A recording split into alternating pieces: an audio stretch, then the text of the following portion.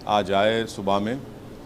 और मैं अपनी बात करने से पहले आपसे ये बताना चाहूँगा कि हम लोग जो 22nd लॉ कमीशन को जो अपना नोट या रिस्पांस लिखकर भिजाए, उसमें 3 चीज़ें हैं। एक तो एक रिस्पांस नोट है, दूसरा उसमें हम retired justice V Gopala Gowda का एक लीगल ओपिनियन जो हम उनसे पूछे 5 क्वेश्चन के ऊपर, वो भी हम उसमें देंगे। और तीसरा हम उसमें एक पोजीशन पेपर में जो 2016 में 21st लॉ कमीशन को दिया था, वो तीनों हम लोग लॉ कमीशन को आज भिजा चुके हैं। तो सबसे पहले ये है कि मैं शुरुआत में मैं शुक्रगुज़ार रहूँगा हमारे सुप्रीम कोर्ट के फाजिल वकील जनाब एडवोकेट निज़ाम पाशा साहब का, कि उन्होंने हमारी बहुत मदद की इस रिस्पांस नोट को तैयार करने में, बल्कि उनकी बहुत ज़्यादा मेहनत उन्हीं की रही। पूरा उन्हीं का पूरी इसमें जुस्तजू थी, मेहनत थी, और उनके ताउन से उनकी पूरी मदद से ये एक रिस्पांस नोट हम तैयार करें। तो अब इंशाल्लाह अभी आपको एक थोड़ी देर में ये तीनों नोट्स हम लोग आपको दे देंगे। मेरी आपसे गुजारिश ये है कि मेरे को थोड़ा टाइम दीजिए आपको पढ़ के सुनाने के लिए, वरना अगर आप शॉर्ट में चाह रहे तो मैं दे देता हूँ ये आप लोगों को, क्योंकि मैं ये चाह रहा हूँ क्या 3 नहीं 3 पॉइंट नहीं है, वो ऐसा नहीं है आशीष। देखिए, ये 2 मिनट बाइट नहीं हो सकता, तो आप सुन लीजिए एक 10 मिनट के लिए मेरी बात को, और उसके बाद आप लोग जो भी सवाल करना है करिए।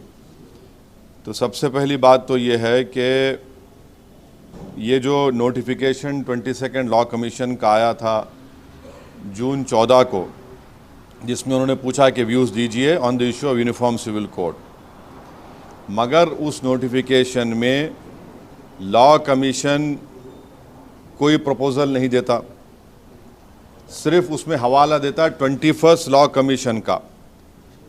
और 21st लॉ कमीशन जो consultation on paper on reforms of family law दिया था 31 अगस्त 2018 को, वही उसका हवाला दे रहे उन्होंने, और उसका जवाब हम दे चुके एज अ हमारी पार्टी तरफ से। तो ये सबसे बड़ी उसमें गलती है, और ये कोई कोइंसिडेंस नहीं है कि एग्जैक्टली 5 साल के बाद फिर से लॉ कमीशन ये एक्सरसाइज को अंडरटेक कर रहा है यूसीसी के बारे में। माने क्लॉकवर्क की तरह हर जनरल इलेक्शन से 5-6 महीने पहले भारतीय जनता पार्टी इस इशू को उठाती है यूसीसी को, और मकसद एक ही है कि एटमॉस्फेयर को विशिएट करना, पोलराइज करना इलेक्टोरेट को, ताकि आने वाले जो 2024 के चुनाव है उसमें उनको कोई सियासी फ़ायदा मिल सके। अब आप ये समझिए कि जून 14, 2023 को जो उन्होंने पूछा यूनिफॉर्म सिविल कोड के बारे में, हाँ, मगर वही कंसल्टेशन पेपर के बाद जस्टिस चौहान साहब क्या बोले, that a uniform civil code is neither necessary not desirable at this stage. ये बोले उन्होंने। ये यानी इनका कॉन्ट्रोडिक्शन देखो आप 22 लॉ कमीशन का। और दूसरी बात ये है, वो उन्हें बताते भी नहीं कि what is a uniform civil code. ये जो 22वां लॉ कमीशन है, बताते भी नहीं what is a uniform civil code.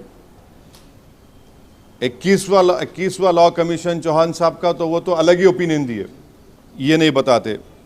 अब आप आ जाइए कॉन्स्टिट्यूएंट असेंबली के डिबेट्स के ऊपर, जिसमें इसमें एक साफ तौर से कहा गया था बाबा साहेब अम्बेडकर के बारे में, अम्बेडकर ने कहा था, मैं आपको पढ़ के सुनाता हूँ।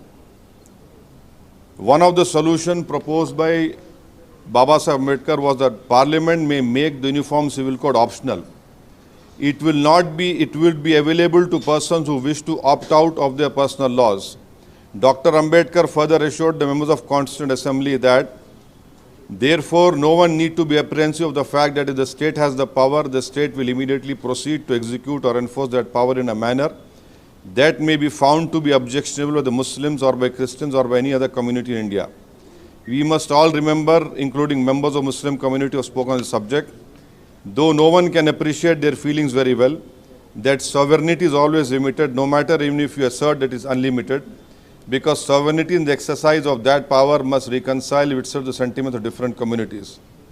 अब important सुनिए आप, no government can exercise its power in such a manner as to provoke the Muslim community to rise in rebellion. I think it would be a mad government if it did so, but that is a matter which relates to exercise of power and not to the power itself. So, इससे it is clear from the text of Article 44 itself, as the debates in Constituent Assembly, that UCC was contemplated an exercise that involved disruption and upheaval to yield one size fits all. And therefore, notes of caution were sounded, including the need for it to temper with optionality. ये एक है. दूसरी बात ये है कि the exercise of the reform of specific personal laws of individual religious communities proposed in the consultation paper, यानी consultation of 21st Law Commission, that it finds its basis not in Article 44 but in entry 5 of list 3 of 7th schedule of the Constitution. Such an exercise of codification or alteration of individual laws of individual communities requires a more focused consultative process with draft laws being placed for comment and the participation of stakeholders from the affected communities being sought. As such, the consultation paper, just by virtue of sheer breadth of issues it has covered, was grossly unequal to the task it set out for itself. अब आप ये देख लीजिए, इसका तो कोई constitutional basis नहीं है, मगर हमारा मानना ये है कि ये एक पॉलिटिकल एक्सरसाइज हो रही है, एक गैर ज़रूरी के एक माहौल को मुल्क में पैदा करने के लिए लोकसभा इलेक्शन से पहले, ताकि जो तवज्जो है जनता की गरीबी के ऊपर, बेरोज़गारी के ऊपर, महंगाई के ऊपर, चाइना जो ज़मीन पे हमारे कब्ज़ा करके बैठा उससे तवज्जो हटा दिया जाए. और हमारा मानना ये, हमारा एप्रीहेंशन ये है कि deliberately uniforms, there is a reasonable apprehension that by deliberately confounding the difference between UCC on the one hand and piecemeal reform of family law on the other, the present government wishes to avoid political consequences of obliterating the diverse customs prevailing in various Hindu communities that are presently protected under various applicable statutes, avoid dealing with tribal practices that have been granted protection or a constitutional scheme, and skirt the issue of tax benefits available to the Hindu undivided family, each of which is necessary concomitant of a UCC that is enforced throughout the territory of India. Instead, it is reasonably feared that such an exercise will merely isolate Muslim personal laws and subject them to a reform process solely for political gain and justify this process as being in furtherance of mandate Article 44, thus claim fulfillment of election promise. अब आप ये देख लीजिए, अब ये उत्तराखंड में जो हो रहा है, एक कमेटी बनाई गई, committee of experts on laws regulating personal civil matters, UCC Uttarakhand, एक नोटिफिकेशन दिए 27 मई 22 का. हमारा मानना ये है, it is not in furtherance of article 44 of the Constitution, any code of law applicable only to one state is by its very definition not uniform throughout the territory of India, which is the clear language of Article 44. Therefore, it is clear that both at the center as well as the state level, the bogey of UCC is being raised only to target the Muslim community and polarize the atmosphere of political mileage. अब आप ये देख लीजिए, हमारा जो अब previous objection का first point क्या है, इस देश में इमेंस डाइवर्सिटी है विद इन वेरियस ग्रुप्स और द लीगल ट्रीटमेंट. अच्छा, जो legal treatment which is meted out to cultural communities differs immensely and is non-uniform. For example, Muslims and Christian citizens of the country cannot access tax rebate under Income Tax Act available to Hindu undivided families. This reflects not only a mistreatment of how Muslims and Christians are treated in the country, but also reflects how accumulation of caste capital continues to receive legislative and constitutional protection. It is obvious that Adivasi and Dalit communities do not have access to accumulated intergenerational capital and therefore cannot seek taxation benefits under existing legislation. Secondly, the term UCC appears in directive principles. The Law Commission has not clarified again how uniform is confused with the Common Civil Code. It must be emphasized that our constitution makers clearly noted that code will never be imposed on citizenry merely because of citizens. Third, unlike Hindu law, which operates on strictly priestly and legislative interpretation, Islamic law, along with Adivasi and Dalit social practices, is not uniform and extremely contingent on context, cultural practice, social relations. Therefore, one sees that despite a permission of polygamy in the community, Muslims in practice rarely practice it. In other words, Muslim personal law and equal gender rights are never seen as contradictory but consistent with each other in practice. Fifthly, for codified Hindu law, family and social relations are extremely diverse within communities. For example, in Hindu Marriage Act under Section 2 recognize the rights of Adivasi communities to continue practicing their own customary law. Similarly, within Muslim, various groups and subgroups observe extremely varying practices. Each of these practices is considered by such groups to be within the umbrella of Sharia or Muslim personal law. Such communities include sects such as Shia, Sunni, but also cultural groups such as Kachi Memons and Mapila Muslims, and schools of thought, Hanafi, Jafari, Salafi, and other denominational schools of thought. Each of these groups' practices are influenced by each of these aspects. What are the aspects? And they cannot be classified into single monolith identity. The diversity of the country is too vast to be raised by single legislation of parliament. 6. Codification of personal law does not equate with equal rights. Besides the example, it must be noted that Hindu Marriage Act 1956 does not recognize that parties to marriage must exercise their consent. इस्लाम में कबूल है पूछते आपको, Hinduism में कबूल है नहीं पूछते, आपके रिचुअल्स जो मुकम्मल हो जाते शादी हो जाती. Number 1. However, it are completed a valid marriage. However, under Muslim personal law, unless the parties agree to marry each other, no marriage is valid. Any vitiation of consent makes a marriage void in Islam.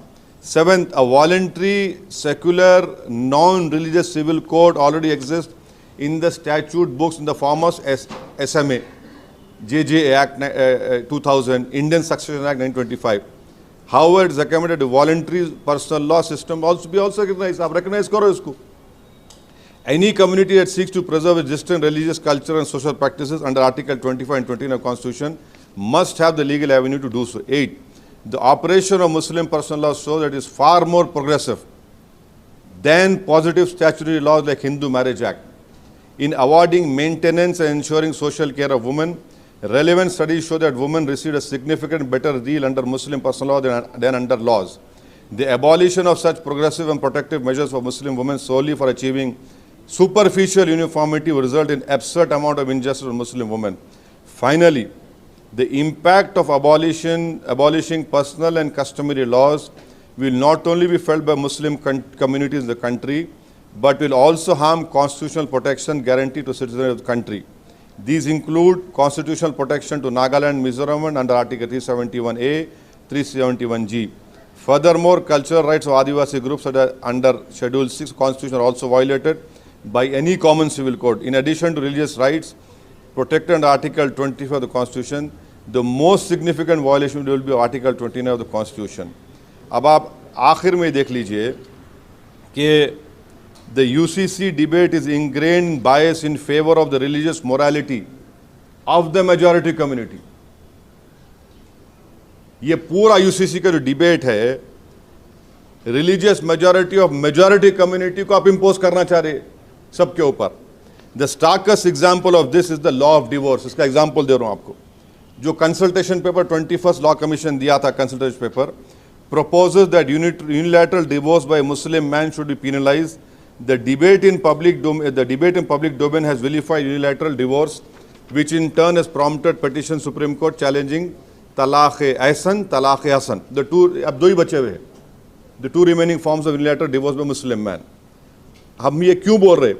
The underlying assumption debate has always been the process of divorce under Hindu Marriage Act 1956 is a superior method. यही तो बोल रहा majority जो morality है. when one more or more of adultery, cruelty, desertion, unsoundness of mind or conversion or other faith has to be alleged and proved before a court in trial before divorce can be granted. Hindu marriage act में आपको बताना पड़ता है adultery, cruelty, desertion, unsoundness of mind, conversion to other faith, और उसको court में proof करना पड़ता है before divorce is granted. Similarly, grounds are seen in Divorce Act of 1869 of Christians. This applies to divorce between Christian and Special Marriage Act that is usually cited as a shining example of egalitarian uniform law. अब आप इस्लाम में क्या है देख लो आप.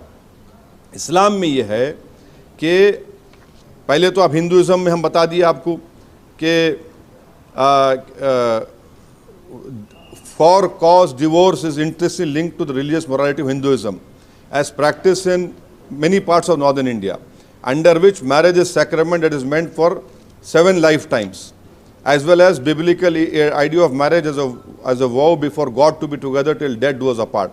In this understanding of marriage, a judge sitting as arbiter of societal morality must find the existence of grave intervening circumstances which most oftenly qualifies as sin or curse in religion before the marriage can be dissolved. This is in stark contrast to the Muslim personal law, under which the basis of divorce is the inability of spouses to live together or the choices of either of them to dissolve the marital tie and move on rather than determination of cause or arbitration of guilt. This is in consonance, ये जो मुस्लिम personal law में जो divorce की practice है, this is in consonance with our constitutional morality that has consistently moved in direction of being pro-choice. अब कौन सा example है वो सुप्रीम कोर्ट का केस है, शक्ति वाहिनी union of India 2018. Supreme Court said it has been sublimely borne in mind that when two adults consensually choose each other's life partners, it is manifestation of their choice which is recognized in Article 19 and 21 of the Constitution. Such a right has the sanction of constitutional law, and once that is recognized, the said right needs to be protected, and it cannot succumb to the conception of class honor or group thinking, which is conceived on some notion that remotely does not have any legitimacy.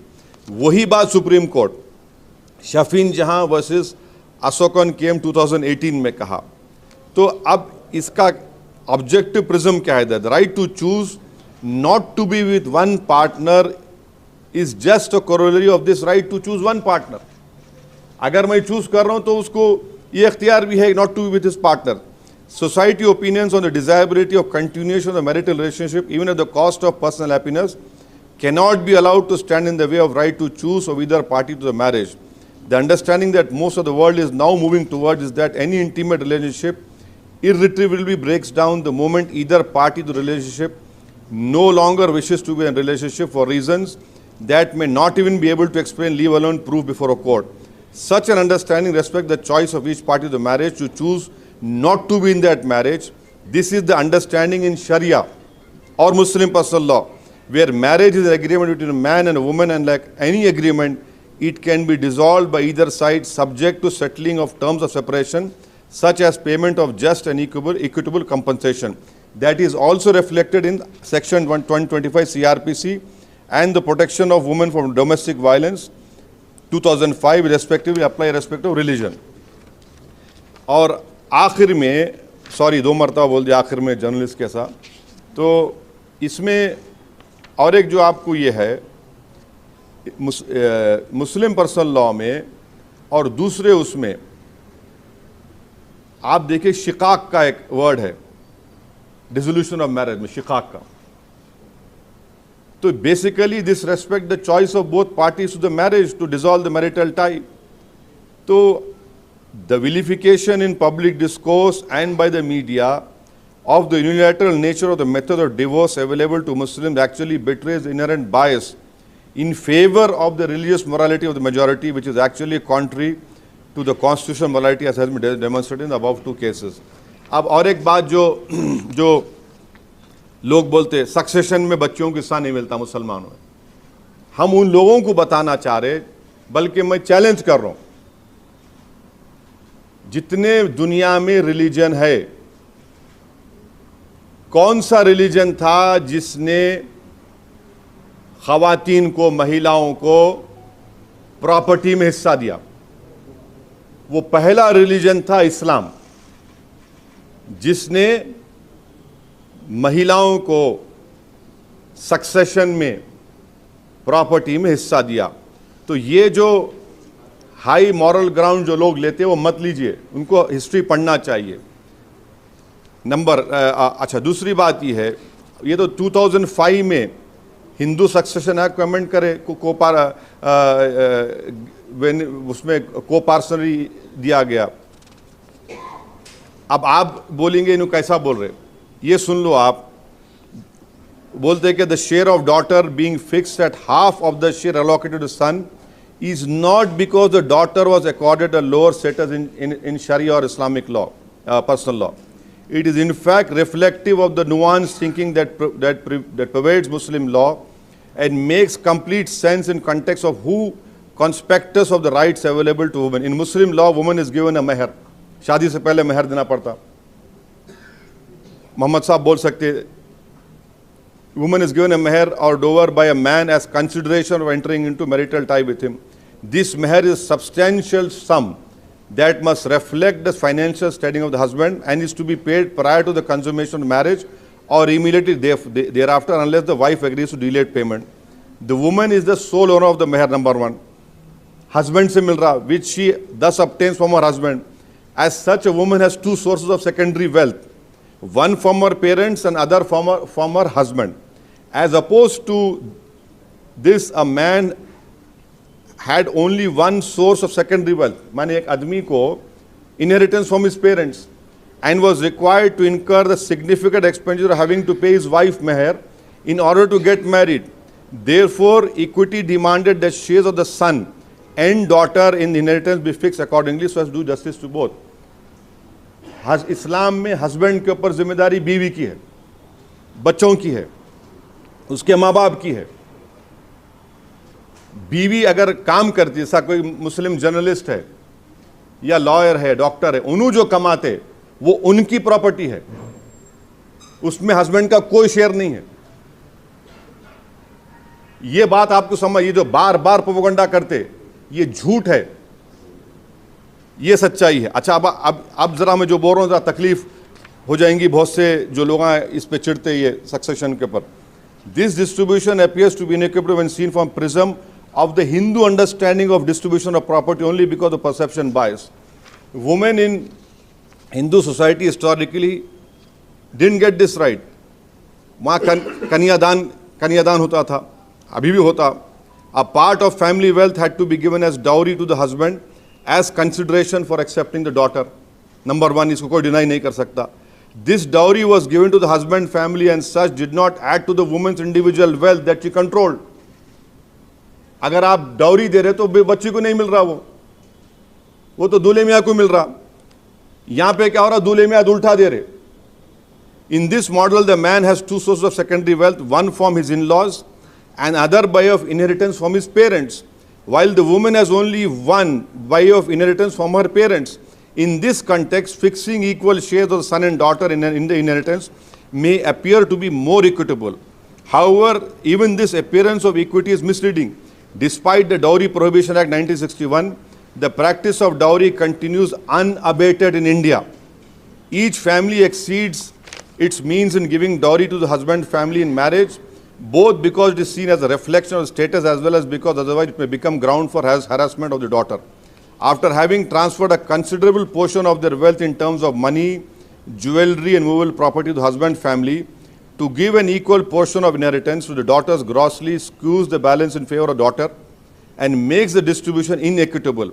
The immediate consequence of this is that each family must then look to recoup this lost family wealth by demanding it from the family their son marries into, which makes dowry a self-perpetuating social evil. Once again, our constitution has taught us equality does not mean distribution of equal shares to all, but involves a more nuanced understanding of differences and allocating shares that are equitable on a more holistic view of how different individuals are differently placed. Therefore, Muslim law of succession is in fact more equitable given the complete paradigm of personal law that it sits within. And if we don't ask the majority to abandon their customary laws in favor of this more equitable system, we should at least demand and expect that Muslim law be spared the majority's clamor for uniformity. Conclusion में हमारे note में ये है, we urge the Honorable Commission to not to allow itself to be made a tool for political propaganda simply on account of the approaching election and drop this enterprise. However, if this Honorable Commission wishes to proceed with exercise, it must do so with seriousness and meaningful way, explaining what it means by Uniform Civil Code and placing a concrete proposal for public comment, giving adequate time for stakeholders to respond. Our country comprises of communities that are diverse and far removed. Adivasis of Madhya Pradesh, Bodos of Assam, Madigas of Andhra Pradesh, Telangana, Siddhi Muslims, Kachi Memons, Gujar Bakrawals of J&K. Our constitution gives each of them right to conserve their way of life and recognize their personal laws and customs. I would urge this Honorable Commission to recognize this legislating away personal laws. To follow such unclear goal of uniformity will mean that it will undo the gains made under 73 years of working of our Constitution, where each of these personal laws have been refined by constitutional courts. Before concluding, I would reiterate that any attempt to creating a mandatory UCC today will go against Article 19, 25 and 29 of the Constitution of India and undermine the intent and purpose of founders of Article 44 itself. अब Justice we Gopala Gowda साहब को हम 4 question पूछे। Number 1 query था, time बचाने के लिए मैं आपको आप खुद पढ़ लो वो 4 क्वेरीज क्या थे। एक था, what is the scope of article 44 of constitution of India and whether the parliament in exercise legislative power under relevant entry number 5 of concurrent list of 7 schedule of the Constitution can bring reforms of personal laws be justified though the state article has a specific limit ambit. तो ऐसे ही हम लोग second question query पूछे थे, whether codifying certain aspects of personal laws of certain communities on the basis of proposed law commission consultation paper and concern article 44 and the same are violation of fundamental rights guaranteed under article 25 and 29. Third हमारा query था, whether codifying personal laws under the guise of Article 44 would not impact the pluralism within these minority groups, religious groups such as Sikhs, Buddhists and Jains, who are governed by provision in Hindu law. Fourth, whether Uniform Civil Code as contemplated under Article 44 of the Constitution of India would not adversely impact the legal status of Hindu undivided family as provided in Hindu law. Fifth, whether the statutory enactment of Uniform Civil Code by Uttarakhand state in exercise legislative power would not be contrary to Article 44 of the Constitution of India as it has jurisdiction throughout the territory of India. तो ये पहले last question जो है ना, आप उसको पहले ले लेते हैं, जो उत्तराखंड का आजकल बहुत वो चल रहा है। Honourable justice V Gopala Gowda retired साहब क्या बोल रहे, can a state make a law, state माने state government, make a law on UCC? Uniform Civil Code essential refers to a common set of laws governing personal matters such as marriage, divorce, adoption, inheritance and succession as per Schedule 7 of the Constitution. Such subjects come in concurrent list entry number 5 wherein powers to legislate vest with both Parliament and state legislatures. Accordingly, the state legislature may introduce amendments to the personal laws enacted by Parliament, but it cannot be stretched to include that enactment of UCC for a particular state. तो उत्तराखंड का UCC नहीं बोल सकते उसको. If Uttarakhand or any state government brings any such legislation, it will require presidential assent under Article 254 of the Constitution of India. UCC in Article 44 of the Constitution mandates UCC throughout the territory of India, which was confirmed by the then Law Minister in February 2022. This constitutional position is further confirmed by the manifestos released by political parties. For instance, UCC was a part of a manifesto of 2009 general elections, but was not specifically highlighted in the manifesto of the party of Uttarakhand Assembly elections. Therefore, I am of the view that Uttarakhand state government enacting the statutory enactment Uniform Civil Code is not sustainable in law. ये अब आपको जो 4 queries जो हम पूछे थे उसमें से इम्पोर्टेंट मैं आपको बता देना चाह रहा हूँ, जिसमें गोपाला गौड़ा साहब वही बात बोले जो हम अपने नोट में दिए कि बाबा साहब अम्बेडकर क्या बोले थे आर्टिकल जब ये आर्टिकल 44 आर्टिकल 35 था, डिबेट हो रही थी। फिर उन्होंने ये भी उसमें लिखे अपने ओपिनियन में, Shri B.N. Rao, the constitutional adviser to the constituent assembly, stated Directive principles are intended as moral precepts for the authorities of the state. They have at least an educative value. The great jurist Sir Ivor Jennings thought they were only pious aspirations. Here, Justice V. Gopalagowda said the idea to adopt one code for all personal laws was considered antagonistic to Article 19, that is at present Article 25. Secondly, उन्होंने ये भी बोले, several articles, Article 15(1), 16, 25, 26 and 29 are embedded in the Constitution with clear intention to protect religious freedom and customary rights. Likewise, Article 26b of the Constitution ensures the freedom to manage the affairs of religion. Article 29 defines the right to conserve a distinctive culture. और important point जो honourable justice we गोपालागौड़ा साहब हमारे legal opinion में ये भी दिए,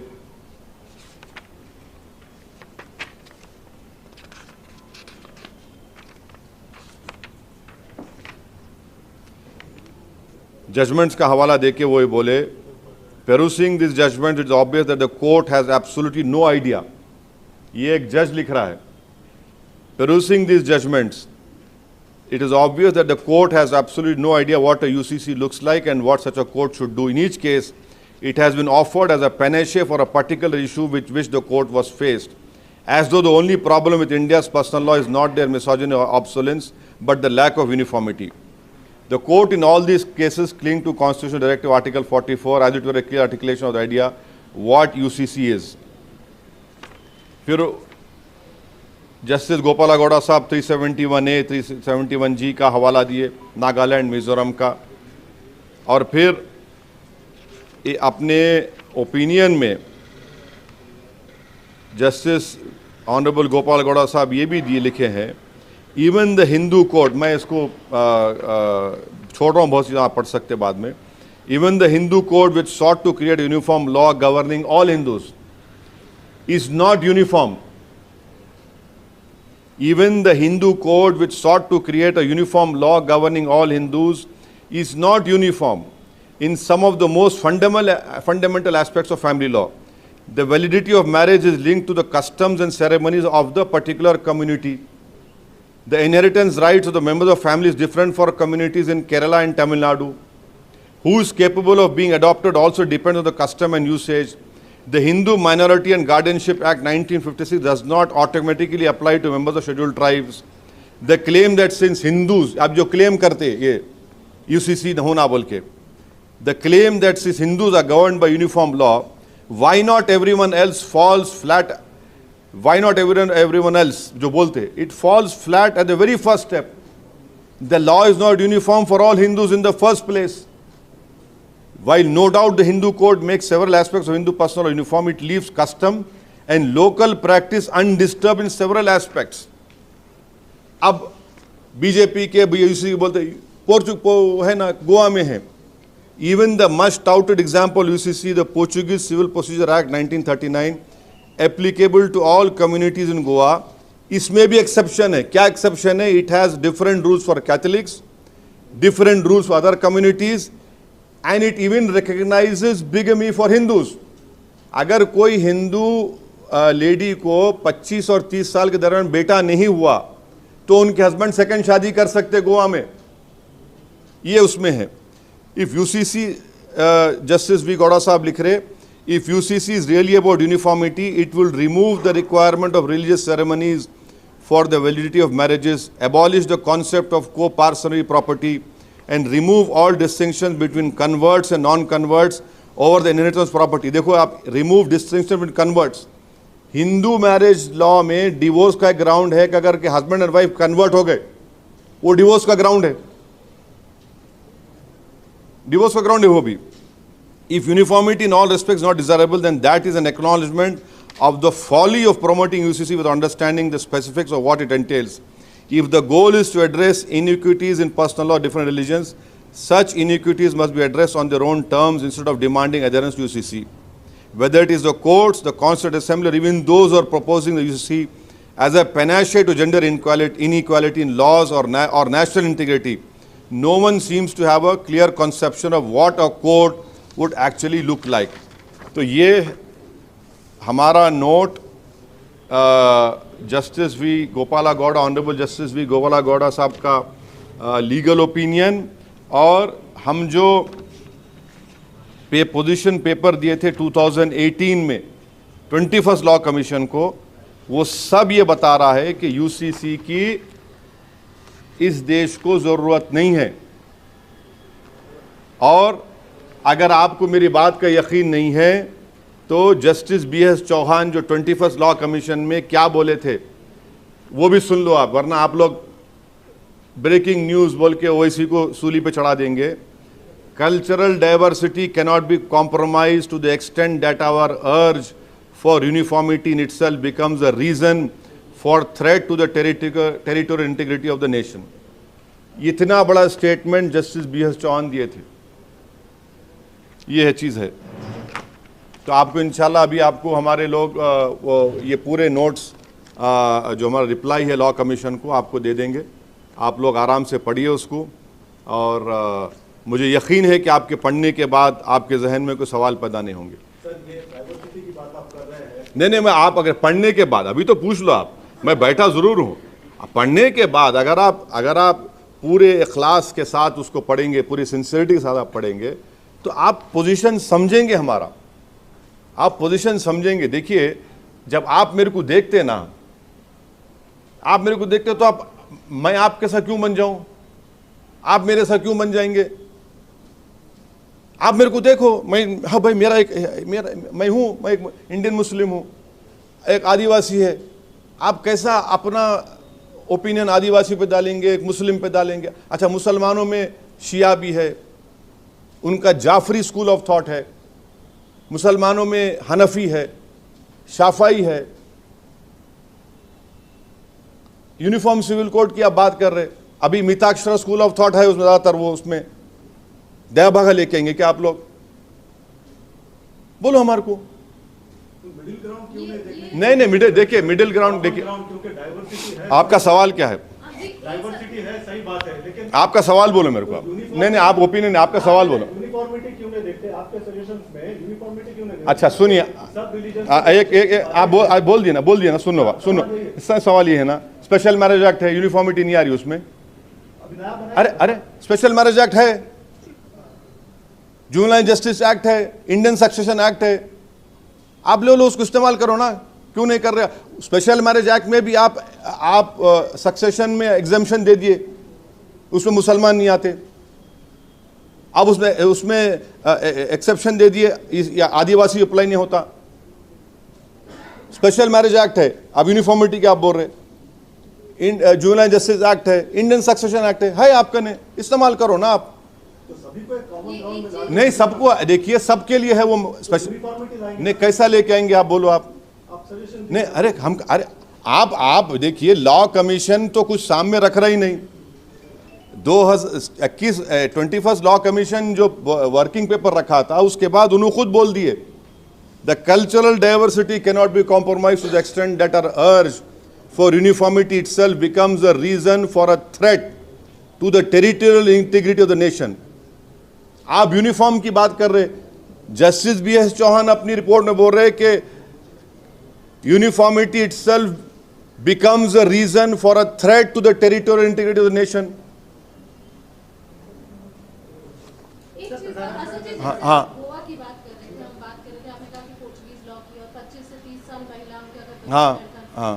इस तरीके के जब लॉ है जिसमें दिख रहा है कि साफ तौर पर कि यहाँ गलतियां हैं, तो या फिर उसको सुधारने की जरूरत है। अगर हम अच्छा। राइट्स की बात करते हैं, अच्छा। महिलाओं के लिए भी हक की बात करते हैं, तो फिर क्यों ऐसे कानून को क्यों आप? अरे आप बीजेपी से सवाल करिए ना, ये बीजेपी की सरकार गोवा में है।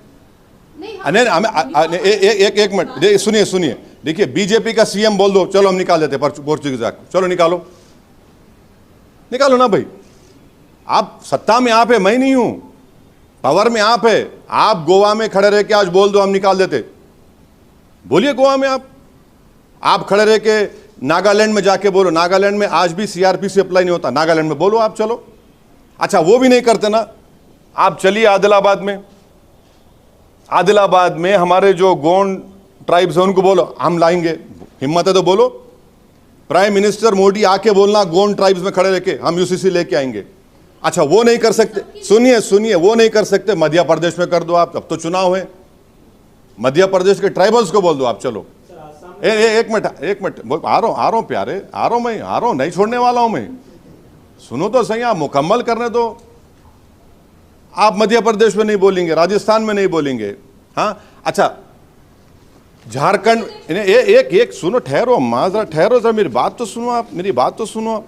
झारखंड में हमारे दोस्त आते, छोटा नागपुर टेनेंसी एक्ट निकाल सकते हैं आप, 1908 निकालिए, छोटा नागपुर टेनेंसी एक्ट जो ट्राइबल्स के जमीन की हिफाजत करता, आप निकाल दो।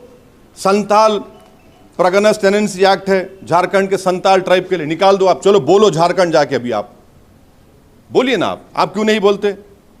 आप वो भी नहीं बोलना चाह रहे, आप सिर्फ करना क्या चाह रहे कि मुसलमानों को टारगेट करो बस।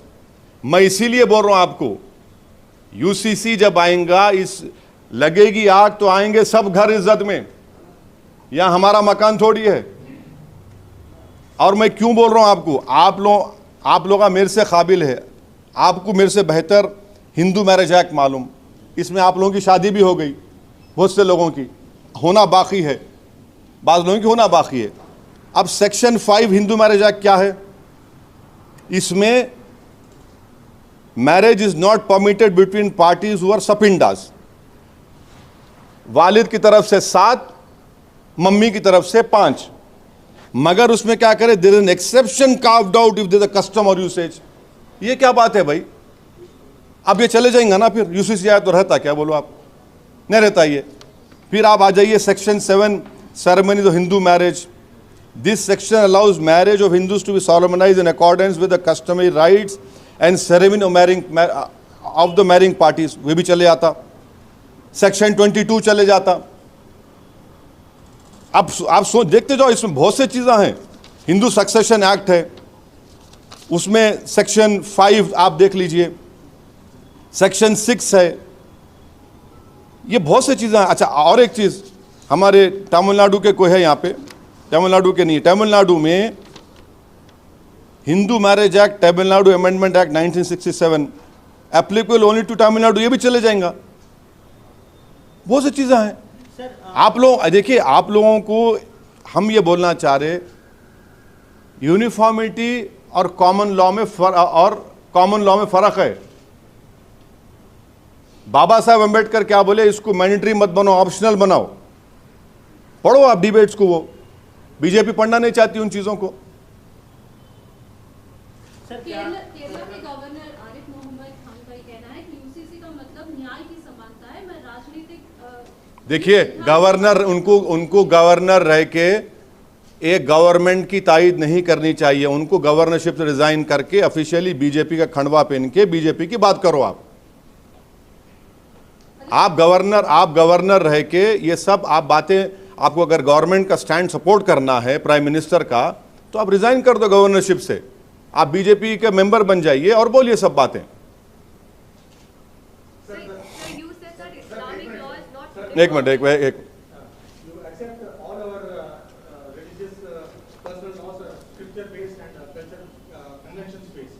I don't know.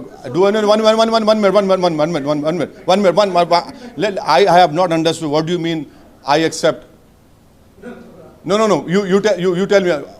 What you rephrase that question.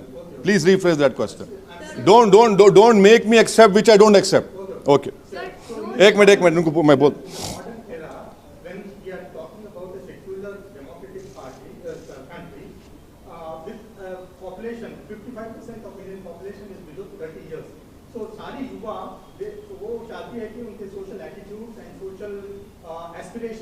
International and global practices से मुताबिक रहो, irrespective of religion, class, caste and gender.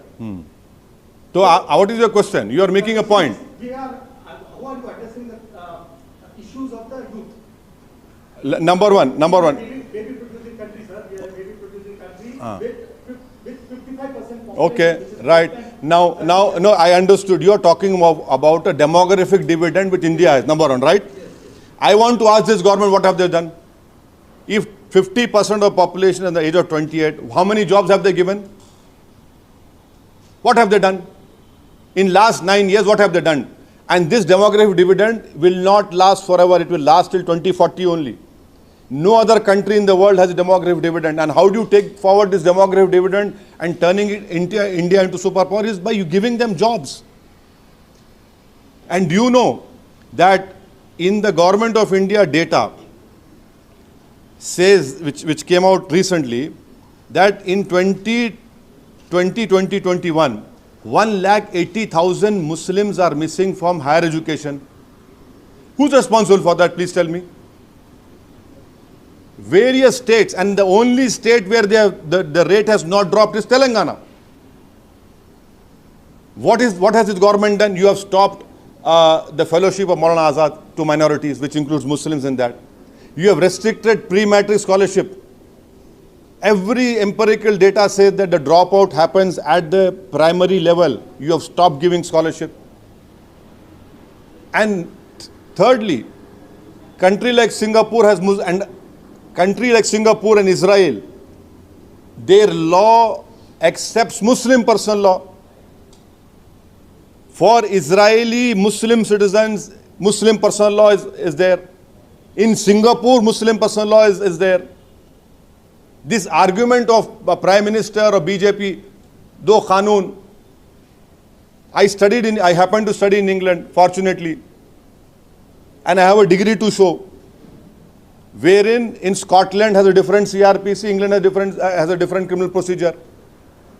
US, every state has different laws. Our country has different laws. Different laws are there every state का हर जगह पर है. UP में तो अब आया ना एंटिसिपेटरी बेल का, पहले तो था भी नहीं वो. So it is the responsibility of the government to look at this demographic dividend.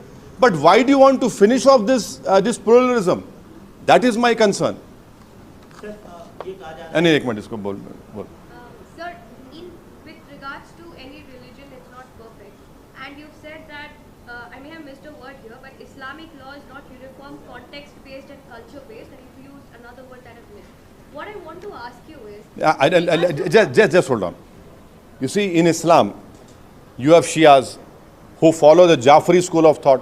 Imam Jafar as-Sadiq radiyallahu ta'ala anhu. You have Hanafis, which are majority in India. Then you have Shafais. The Kachi Memons have also their own customary practices are there. This is what I meant. There is so much of pluralism in this. And it is there. Sir, just adding on. Yeah. With regards to polygamy and issues of succession, in issues of succession, you've given a detail. First come to polygamy. That is more interesting to me. Sir, I'm just Because I am happy only with one. आप बोलिए. If a successor of a deceased is male, they don't have any issues, the property goes to him. But Property goes to? So if the deceased person has 2 daughters, then the daughter's property is divided between uncles and other families also. Under Sharia law. Okay. And what about in Hindu law? Sir, my question... No. What about Hindu? Hold on. See, what about Hindu law? What about Hindu law? बोलो Hindu law को भी तो बोलो. देखिए madam, देखिए आप मैं आपको बोल रहा हूँ, what about Hindu law? Hindu law में क्या है बोलो आप? सुप्रीम कोर्ट का एक केस है उसमें. नहीं सुने no, that you are deliberately missing one point. I am not attributing motives to you. You are protected under customs as a Hindu to do what you want to do. That is what I am saying. आपको protection है custom का. मैं ये बोल रहा हूं कि मैं आपको 1-2 दिन में एक चार्ट बना के आप सबको देता हूं कि मुस्लिम महिलाओं को कितने प्रॉपर्टी के शेयर्स मिलते. सबसे ज्यादा शेयर मिलता मुस्लिम महिलाओं को 10 जगहों से मिलता. 10 जगहों से मिलता. ये आप एक एग्जाम्पल दे रहे. अरे उसका क्या वजह है आपको बता रहा हूं मैं. उसकी वजह क्या आपको बता दूंगा मैं. 10 मैं अनफॉर्चुनेटली मैं देर हो गई मेरे को रात में. मैं आपको कल ही देता हूँ मना कि आज शाम तक देता हूँ. आप देख लो, देख के फिर आप क्योंकि आपके सर्वे में आप करें वो सब चीज़ें हो नहीं. ठीक है, नहीं ठीक. वो आपको 10 जगहों से मुस्लिम महिलाओं को प्रॉपर्टी का शेयर मिलता. उसमें है चीज़ें ये. केरला में हाल ही में कपल ने converted to a different Hinduism in fact to protect to secure the future of their daughters, otherwise the property will go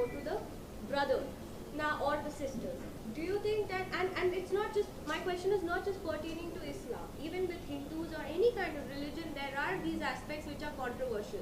Don't you think a uniform civil code will address those concerns? And why are you attributing that this is going to be a Hindu civil code? Exactly it is. Exactly it will be, because it will be majority and morality which will be imposed on the minorities and the Adivasis and the Christians and the Sikhs. You are against the two forms of talaq which are legally available to me. You want me to give divorce on the basis of how divorce is given within the Hindu community. Why should I follow you? Why should I follow you? मैं क्यों follow करूं आपको? आपका तरीका क्यों अपनाऊं मैं? आपको पूरी इजाजत है आपका तरीका डिवोर्स का, आप करिए। आप मेरे को क्यों बोल रहे हैं आप? यानी मैं 7 साल तक 4-4 5-5 साल तक खींचता रहूं, वो दिखाऊं मैं? भाई इररिकंसिलेबल डिफरेंस बता रहा हूं, मेरे को तलाक हो जाता। 125 CRPC है मेंटेनेंस के लिए। ट्रिपल तलाक तो खत्म हो गया ना, अब तो आप चीखा नहीं मार सकते, रो भी नहीं सकते, अब आप है ही नहीं। अब ट्रिपल तलाक का मैं 3 मरतबा स्पीचेस में बोला कि triple talaq will be a grave injustice to Muslim women. It is happening now practically. आप दारुसलाम में बैठो मेरे साथ, छोड़ के भाग गया साहब, छोड़ के भाग जा रहा हूं उन्हें। उसके वजह हम क्या बोले थे कि निकाह नामे में आप ये लिख दो, निकाह नामा इस्लाम में शादी एक कॉन्ट्रैक्ट है मैडम, हिंदुइज्म में जन्म जन्म का साथ है। हमारे को एक जन्म काफी है बीवी के लिए। हो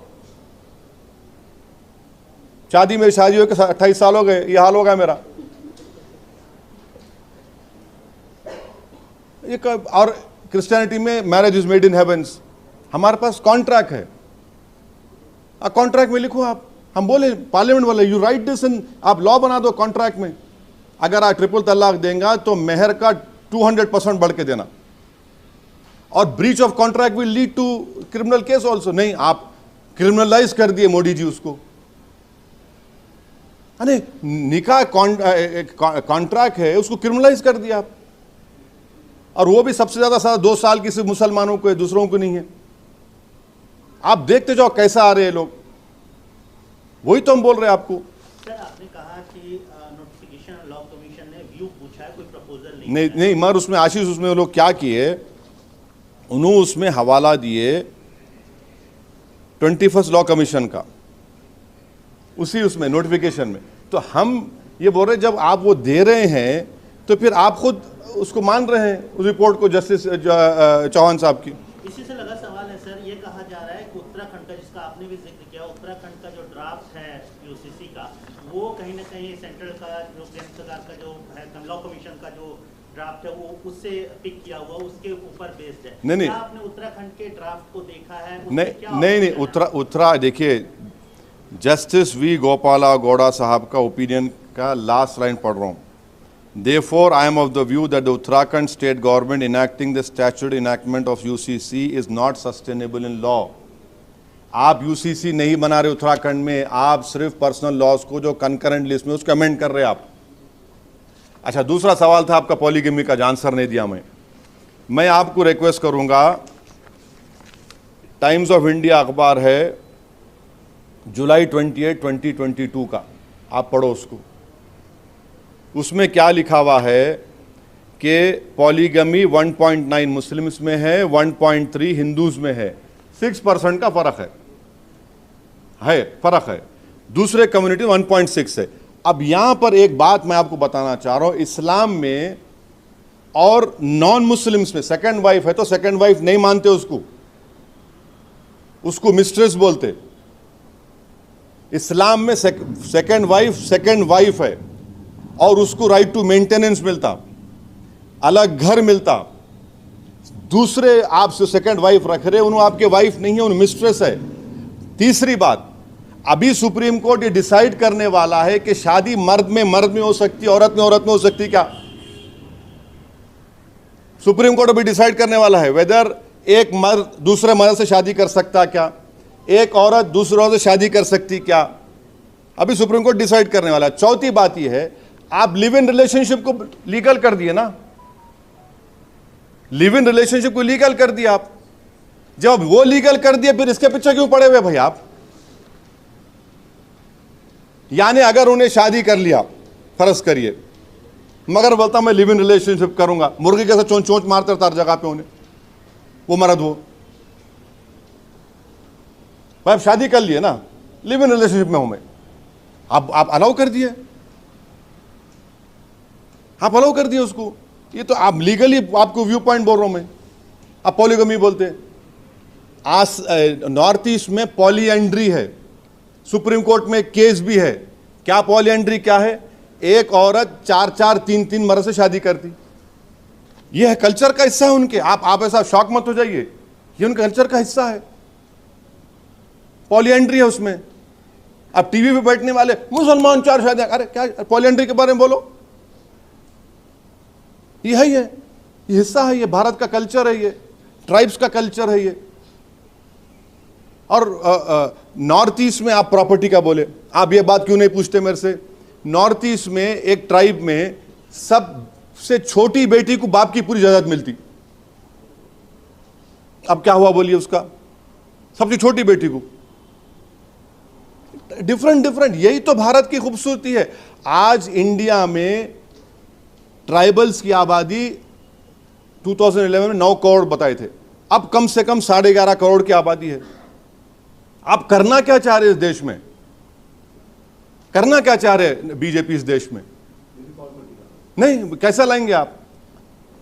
उनको एक ऑब्सेशन है, 1 नेशन 1 इलेक्शन, 1 नेशन 1 टैक्स। अब तो मोदी जी बोल दिए 1 नेशन 1 फर्टिलाइजर। अब क्या बात है, 1 फर्टिलाइजर हो सकता है क्या पूरे इंडिया में? अच्छा, और एक चीज आप लोगों को बता रहा हूं, आप कानून बना दिए ना, अब आप ये बताइए कि 9 मिलियन गर्ल्स आर मिसिंग 2000 से 2019 तक। 9 million girls are missing in India from 2000 2019। हम फीमेल इन्फेंटिसाइड का कानून बना दिए। 86% उसमें किसके है बोलो आप? किसके? मुसलमानों के है क्या? बोलिए ना। हम जो यूसीसी की बात करते, जो महिलाओं की मोहब्बत की बात करते, बोलो फिर। ये 9 मिलियन यानी करीब उत्तराखंड की आबादी हो जाती, मिसिंग है। देख लिए बच्ची है, निकाल दो पेट से। सर आपने अभी एक डेलीगेशन हाँ, आसाम के चीफ मिनिस्टर अगर बिल इंट्रोड्यूस करेंगे तो उन्होंने आसाम के ट्राइबल पे लागू करेंगे। आसाम के चीफ मिनिस्टर जो जितने ट्राइबल्स हैं आसाम में उन पे लागू करेंगे। पॉलीएंड्री को निकाल देंगे उन्होंने। देखिए उनका क्या, देखिए वो लोग आज सिर्फ एक आंख से देख रहे बस, और उस आंख में क्या हेटरेट भरी हुई मुसलमानों के वास्ते, उस आंख में हेटरेट भरी मुसलमानों के वास्ते। आप आसाम के ट्राइब्स पे लागू करेंगे क्या लॉ? बताओ आपको। आप आसाम के बोडोस पे लागू करेंगे क्या कानून? वो हमारे को बताओ भाई आप। नहीं, अरे आप बोलिए ना। आप सिर्फ मुसलमान को दिखा रहे, आप बोलिए पूरे आसाम में बोडोस पे लागू होगा, जितने गारोज है, ट्राइब्स है, उन पे सब पे लागू होगा। बोलो आप, हम बोलिए। आप एक मणिपुर में, मणिपुर जल रहा, प्राइम मिनिस्टर नाम नहीं ले सकते उसका। 300 चर्चेस को जला दिए वहां पर मणिपुर में। When you're talking about नहीं, बोलिए एक minute. Sir, assuming BJP is gonna, and the center is going to table the bill in the parliament in August, if BRS decides to abstain from voting, how would you take it? Would you You see, I cannot answer for any other political party. We have met the Honorable Chief Minister, a delegation comprising of the members of Muslim Personal Law Board, members of Telangana, and the religious organization heads of Telangana had met the Honorable Chief Minister, Janab K. Chandrasekhar Rao.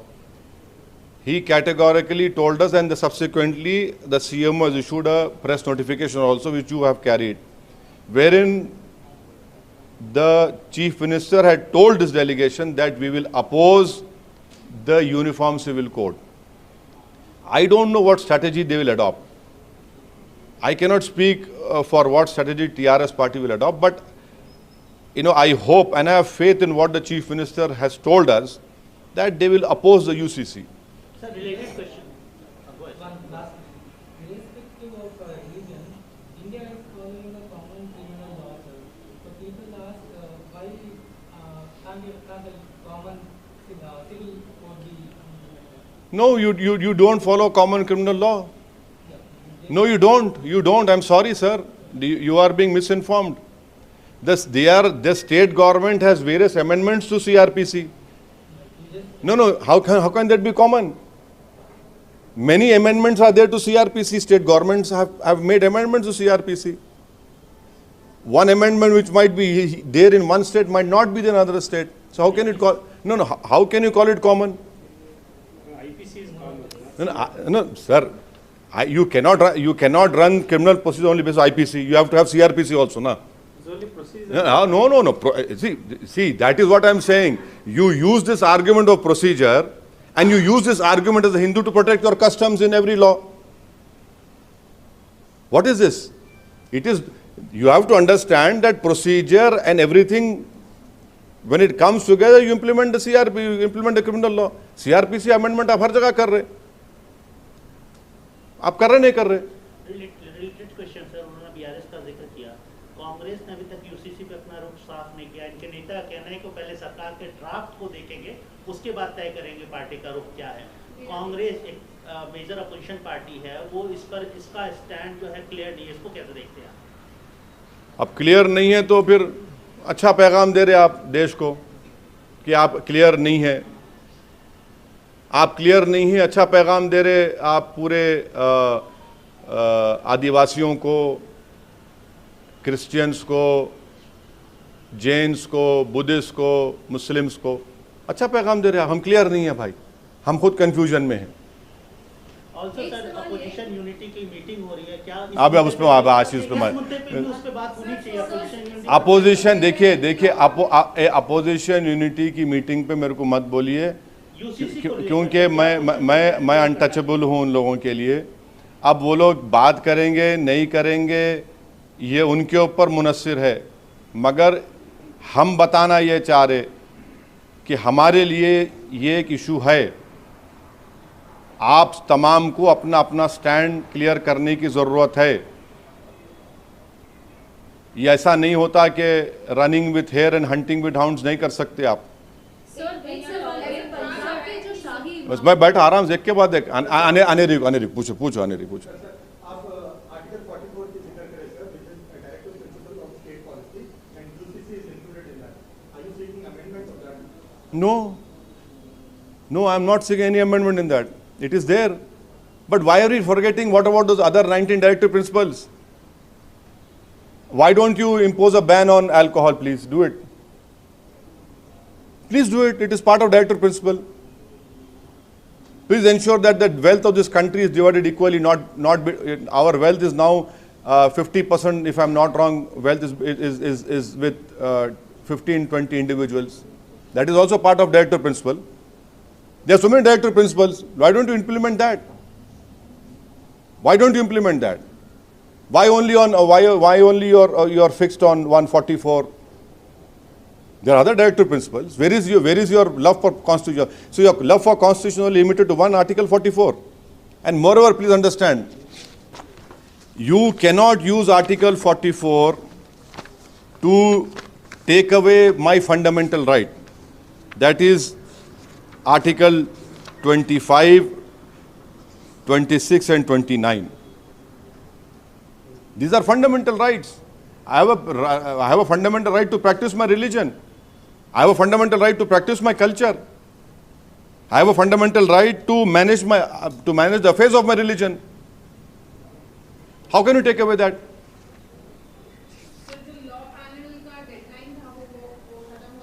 आज खत्म होगा, 14 को आखिरी तारीख है। हाँ, क्या ये नहीं एम नहीं है उसका एम क्या है? आप बोलता हूँ आपको। They have solicited views and ideas from public on the issue of UCC. खत्म, उतना ही है। अब उसमें अनेरी आप समझिए इस बात को, जो 14 जून को they have asked solicited views and ideas on the issue of UCC, उसमें क्या बोल रहे दे the notification of law commission, सुनिए आप, does not put forth any proposal for comment but merely refers back to the prior notification of 21st Law Commission including particular consultation paper on reforms of August 31, 2018. उसका तो हम response दे दिए, कुछ भी नहीं है उसमें, आप दो खाली तो दे रहे, आप बना के देना था हमारे को, ये है ये कुछ भी नहीं है. So when you talk about the Hindu marriage, हाँ? when you talk about Hindu Marriage Act or several other acts, हाँ. do you believe, bringing about UCC will bring about a loophole yet again for the minorities, for the service of the minorities? Now, Anand Marriage Act amendment was made in 2012, which amended the Anand Marriage Act of 1909. This amendment was introduced and as special and specific act to register marriage for Sikhs only. If UCC comes, this will go away. This act specifically recognizes Anand Karaj, the ritual of Sikhs, and allows for registration of marriages under the said act. चले जाएंगा वो. That is why the Shiromani Gurudwara Parbandhak Committee, I am thankful to them that they have opposed UCC. Delhi Chief Minister initially supported, but his own Chief Minister of Punjab said no. जो पंजाब के शाही इमाम है उन्होंने कहा कि इस पर बेमतलब का जो है इस पर बात हो रही है, अभी तक तो ड्राफ्ट ही नहीं बना है, इस पर क्यों इतना? नहीं, शाही इमाम साहब काबिल आदमी है, वो अपनी बात कर सकेंगे, उनको एक नाकाबिल आदमी को क्यों चाहिए राय? अभी ड्राफ्ट ही नहीं आया. अरे भाई मैडम, उनकी राय है, हम रिस्पेक्ट करते, उन्होंने काबिल आदमी है, बहुत काबिल आदमी है, वो अपनी राय रख सकते हैं, वो उसमें क्या है? आप मैं लिख के दे रहा हूँ ओपिनियन ये, इसलिए मैं प्रेस कॉन्फ्रेंस करा, उसमें बुरी बात क्या है? नहीं, पिछले कुछ दिनों से इस बात को लेकर उन्होंने कहा कि हवा एक मचा रखा है जिस पर कुछ नहीं है. नहीं, ठीक है, वो बड़े मोहतरम आदमी है, हम एहतराम करते हैं उनका, हम अपनी राय दे रहे.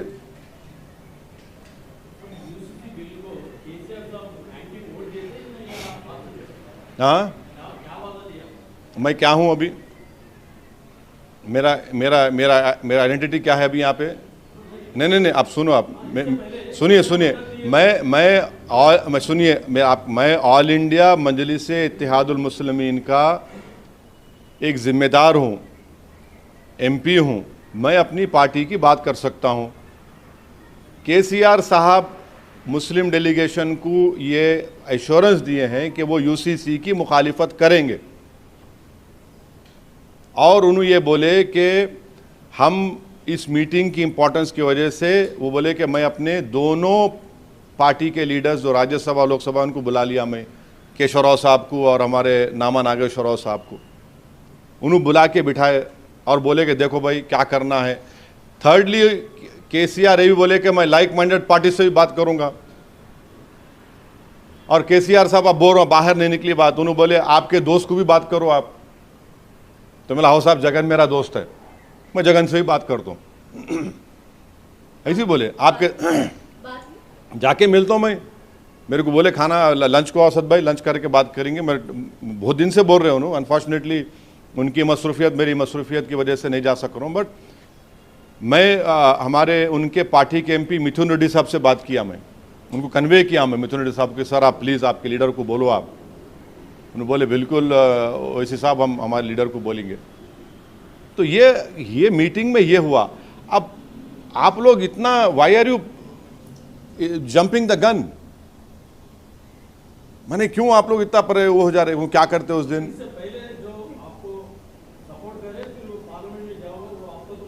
क्या हाँ, कहाँ एब्सेंट हुए? अरे भाई अब जो नहीं, अभी जो मीटिंग हुआ वो तो मैं बोल रहा हूँ ना, मीटिंग जो हुआ वही बोल सकता हूँ आपको. अब नॉलेज ऑफ अनसीन तो मेरे के नहीं है, मैं स्टार्स देख के नहीं बोल सकता हूँ, हथेली देख के बोल सकता हूँ, मैं एक्सपर्ट उसका नहीं हूँ. जो CM एक स्टेट का CM जो बोल रहा है उस पर तो यकीन करना पड़ेगा ना, उनको रेस्पेक्ट तो करना, यकीन तो करना पड़ेगा. जब बोल रहे हो उन्होंने, हमने पूरे सबके सामने स्टेटमेंट दिया उन्होंने. No, I called him and he told me that I should meet his leader. It will be better that if I meet and tell him. And I told him, yes, I'll meet him, but please convey our opinion, our feelings to the Honorable Chief Minister of Andhra Pradesh. He said, definitely I'll convey, but he said, Asad bhai, it will be better if you come and meet our leader and tell him. और कुछ आपको पूछना है? हाँ, एक सुनिए ना, कितना अच्छी बात कर रहे हैं आप. अरे क्या बात, ये देखिए, सुनिए. How do you see, आप बोल रहे आप? Why I'm asking is हाँ. because many women feel polygamy is also discrimination, and when there is No. You are, why are you asking this question? Is because the government has claimed कि हम अकेले औरत को भिजा रहे. ये बोल रहे ना आप? that's हाँ, ओके, ठीक है. बीजेपी बोल दी कि मोदी जी अकेले भिजा रहे औरतों को. झूठ, सरासर झूठ, सफेद झूठ भी नहीं बोल सकते. आप सऊदी अरब है. You make laws for people performing Hajj. It is your laws which I have to follow, not Modi ji's laws. आप बोल रहे आप अकेले औरत को भिजा सकते, भिजा सकते, जाइए. आप कल तक नहीं बोल रहे थे, नहीं भिजा रहे थे. उन्होंने बोले आप अकेले भिजाओ. अब यहां पे बाजा क्या, मोदी जी बोले है? कोई बात तो है, कभी तो सच्चाई बोलो. सऊदी अरब का कानून है, उन्होंने जितने बुलाए बोलना. अब सऊदी अरब का कानून ये है, बाज मुसलमाना जो है हिजाब करते नहीं करते, मगर आप जैसा लैंड करें आपको पहनना पड़ता. लॉ है वहां का. सऊदी अरब एक लॉ बना दिया कि अकेली औरत भी हज कर सकती, जा रहे. इसमें इंडिया के मुसलमानों को क्या करने का है?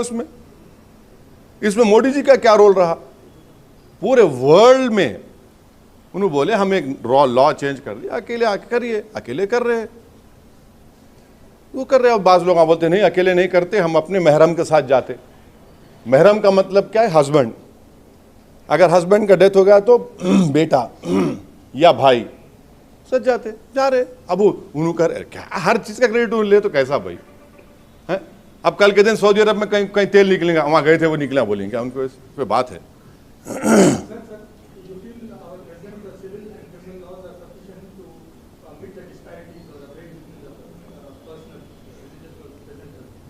Our civil and criminal laws are come again, sir. I didn't hear. Are they sufficient to address the aberrations or disparities in the present plural system of?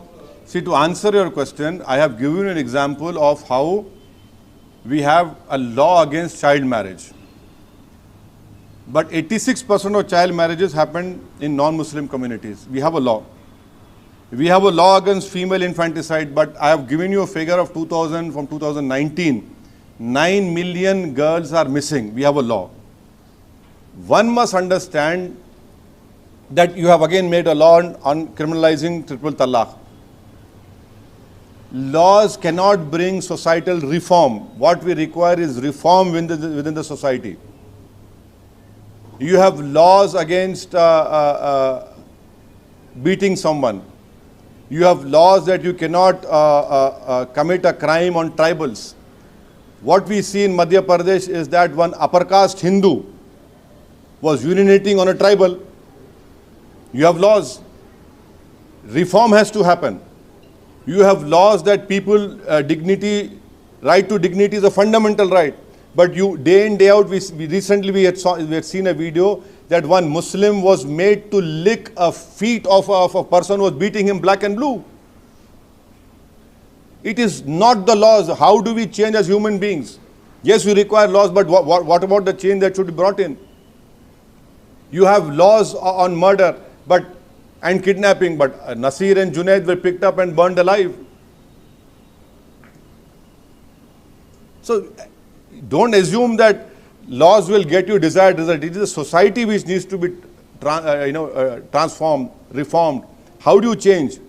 And that change should happen from within. Laws है आपको, बना रहे laws आप.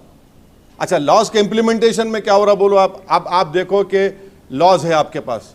एक मुसलमान, कई cases है, 9 साल 10 साल जेल में रहते हो यूएपीए में, चाहे कांग्रेस गवर्नमेंट हो या बीजेपी करो, 10 साल के बाद बरी हो जाते. लॉज है. Who will give back those 9 years, 10 years which a Muslim youth has lost? No one can give them back.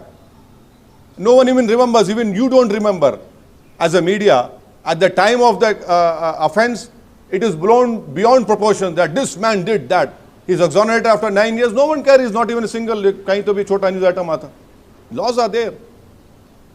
The law should be implemented irrespective of what he is there or not there. You see, in lastly, to answer your question, you have laws against every crime, but it is not implemented uniformity. Criminal laws are not implemented uniformly. They are implemented selectively against Muslims and Dalits. Uniformity उसमें लेके आओ ना, laws में आप नहीं लेके आते, आप कुछ नहीं लेके आते. अब हमारे पे जो गाड़ी पे गोली चलाए उनकी बेल हो गई, अपील गवर्नमेंट करना, अक्यूज करना. मेरे पे गोली चलाए, बेल मिल गई और उसकी अपील कौन करना? नहीं करना, मेरे को करना पड़ा सुप्रीम कोर्ट जाके. यही तो बोल रहा हूं, जो लॉज है उसका आप सेलेक्टिव इंप्लीमेंटेशन कर रहे, तो इसलिए सिर्फ 44 का इस्तेमाल क्यों कर रहे हैं मुसलमानों को देखने. मगर आप ये नहीं समझ रहे कि मुसलमान नहीं है यहाँ पर, आप हमारे हिंदू भाइयों को भी तकलीफ होंगी, आदिवासी भाइयों को होंगी, ट्राइबल्स को होंगी, सबको होंगी.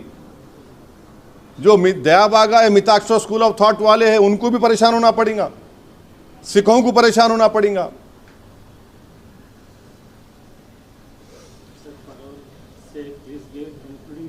हो गया कम, अब क्या कर, आई हैव डन सर. अब अलग सुख गया, कितना बोल रहा हूँ, हो गया. नहीं, पानी की जरूरत नहीं है, बहुत बहुत बहुत बहुत बोल सकता हूँ. वो पानी पिलाना हमारा काम, पीना हमारा काम नहीं है. हाँ हाँ, बस है, बहुत हो गया. You read my note, it is self explanatory. हाँ, लाइव कैसा वो जुम्मा है. रिलीजियस टेक्स्ट में ये लिखा हुआ है कुरान करीम में कि आप 4 कर सकते, मगर एक आपके लिए अच्छा है, आप इंसाफ करो, जस्टिस करो बोल के आया कुरान में. और जस्टिस करना बहुत मुश्किल है इंसान के लिए, बहुत मुश्किल है. और देयर इज अ हदीस, अगर कोई आदमी 2 बीवी शादी करता या और उसके अच्छा इक्वल बर्ताव नहीं करता तो स्ट्रिक्टेस्ट पनिशमेंट है on the day of judgment. Prophet Muhammad सल्लल्लाहु अलैहि वसल्लम फरमाए कि वो आदमी जो दुनिया में अपनी 2 बीवियों से इंसाफ नहीं करेगा, on the day of judgment, when Allah subhanahu wa ta'ala will be judging our deeds, He will be giving, उस दिन वो आदमी will come with his half body, वो अपने आधे धड़ से रेंगते हुए आएगा और लोग बोलेंगे वो आदमी है जो अपनी बीवी से इंसाफ नहीं करता था. स्ट्रिक्टेस्ट पनिशमेंट है. मगर एट द सेम टाइम अगर सेकंड मैरिज करते तो मुस्लिम पर्सनों में बीवी है, मैरिज है, उन्होंने वाइफ है, उन्होंने मिस्ट्रेस नहीं है, उनको इस सोसाइटी में इज्जत मिल रही कि ये औरत बीवी है. अब आप मेरे को बोलो कि किसी को बीवी बोलना अच्छा है या मिस्ट्रेस बोलना अच्छा है? मैरिज, हाँ, वो तो रिकॉग्निशन है ही नहीं. अरे मैडम, मगर आपको मैं हवाला दे रहा हूँ ना, हमारे हिंदू भाई में 1.3% में हिंदू सेकंड वाइफ है. अच्छा, अभी तो सुप्रीम कोर्ट तय करेगा मैरिज बायोलॉजिकल मैन और बायोलॉजिकल मैन में हो सकती क्या, बायोलॉजिकल वुमेन या बायोलॉजिकल वुमेन हो सकती क्या, वो सुप्रीम कोर्ट तय करेगा अभी. और अब आप लिव इन रिलेशनशिप अलाउड कर दिए. बाबा साहब अम्बेडकर लॉ माने उसको, शरीयत एप्लीकेशन एक्ट 1937 को, नेहरू माने, के मुंशी माने, सरदार पटेल माने. आप जब उस जमाने में इसको लॉ माने आप, यानी अगर आप देखा जाए तो क्या नरेंद्र मोदी के मुंशी से बड़े हैं? नहीं है ना. वो लोग लॉ माने उसको. कॉन्स्टिट्यूंट असेंबली के जो हमारे फोर फादर्स सुनू माने उसको लॉ. आज आप बोल रहे नहीं उसको हम कुछ करेंगे. और प्राइम मिनिस्टर बोलते वो इस्लामिक कंट्री. अरे कहा मेरे क्या करने का है भाई, ये मोनार्की है, वो मोनार्की है, वो बादशाहत है वहां पे. वो कंट्री में ऐसा होगा, हाथ काटते क्या, चोरी का कानून हाथ काटते क्या आप? वो बात ही नहीं है ना.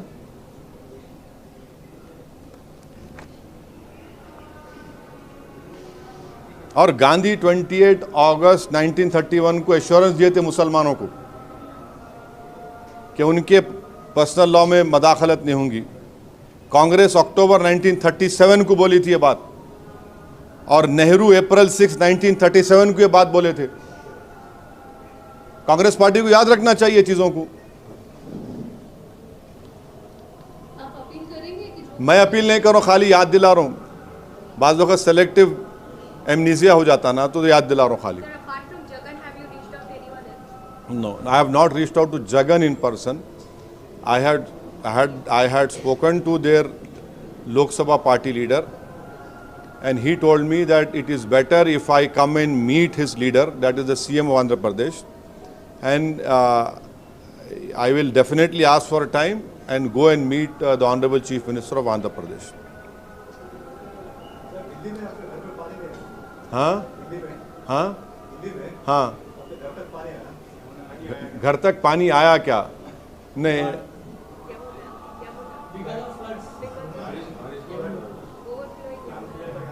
अब मैं क्या बोलूँ इसके ऊपर। हमारे को चप्पलों से मार रहे, हमारे गाय के नाम पे काट दे रहे, आप मेरे को पूछ रहे घर में पानी आया नहीं आया, डुबा के मार दे रहे, बा पानी आया क्या नहीं आया पूछ रहे। आप क्या बोलना आपको भाई? दिल्ली आप रेगुलर जाते हैं कई सालों से, तो पानी की हालत मालूम? नहीं, अभी मेरे को तो नहीं मालूम नहीं क्या है। बुरा हाल है मगर, बहुत बुरा हाल है। बहुत उससे बुरा हाल तो हिमाचल में है। हिमाचल में बहुत बुरा हाल है, इतने लोग मरे वहाँ पर, बहुत अफसोस की बात है।